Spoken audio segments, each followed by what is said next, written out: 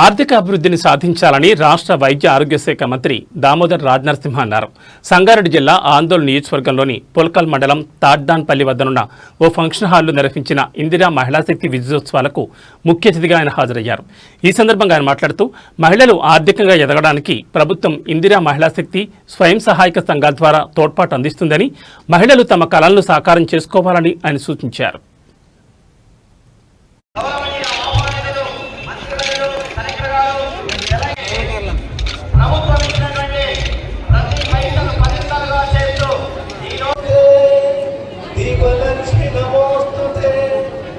అఫ్ఘాన్లో ఉన్న చీకటిని వెలిగించడం కోసమే ఈ దీపజ్యోతి జరుగుతుంది.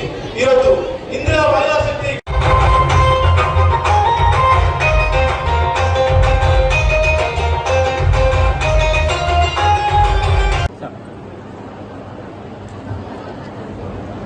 మానస గారు,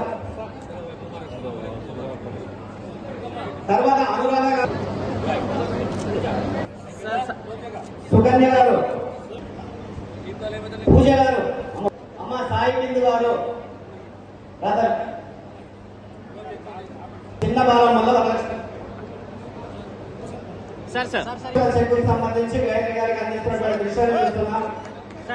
వారి కుటుంబానికి ప్రభుత్వం భరోసా విషయాన్ని అందుకని ప్రతి మీరు 3 నెలలకు మీరు ఇంట్రెస్ట్ అసలు కడుతున్న 3 నెలలకే మీకు వడ్డీ పైసలు వచ్చేస్తుంది. ఆ వడ్డీ పైసలే మీకు పొదుపు, ఆ వడ్డీ పైసలే మీకు శక్తి, ఆ వడ్డీ పైసలే మీకు ధైర్యం.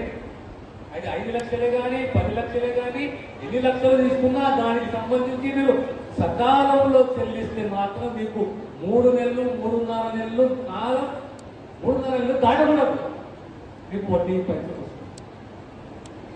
దానికి తోడు ఆనాడు ఆలోచన చేసింది కాంగ్రెస్ ప్రభుత్వం. జనశ్రీ పథకం, బీమా పథకం, 2 పథకాలను తీసుకొచ్చింది. ఆమ్ ఆద్మీ బీమా పథకం, జనశ్రీ బీమా పథకం. మీరు 15 రూపాయలు చెల్లించండి, సర్కారు కడుతుంది, ఇన్సూరెన్స్ కడుతుంది. రేపు మీరు మరణిస్తే 70,000 వస్తాయి, మట్టి ఖర్చులకు 5,000 రూపాయలు వస్తాయి. ఆ రకంగా బీమా పథకాలు తీసుకొచ్చి దానికి తోడు 2009-10లో శ్రీనిధి బ్యాంక్ 2011లో, దానికి తోడు బంగారు తల్లి, దానికి తోడు అభయహస్తం. ఇలా చాలా మంది అభయహస్తం కింద లేదా రోజు రూపాయి జమ చేసి 365 రూపాయలు కట్టిన కూడా ఉండొచ్చు. అభయహస్తం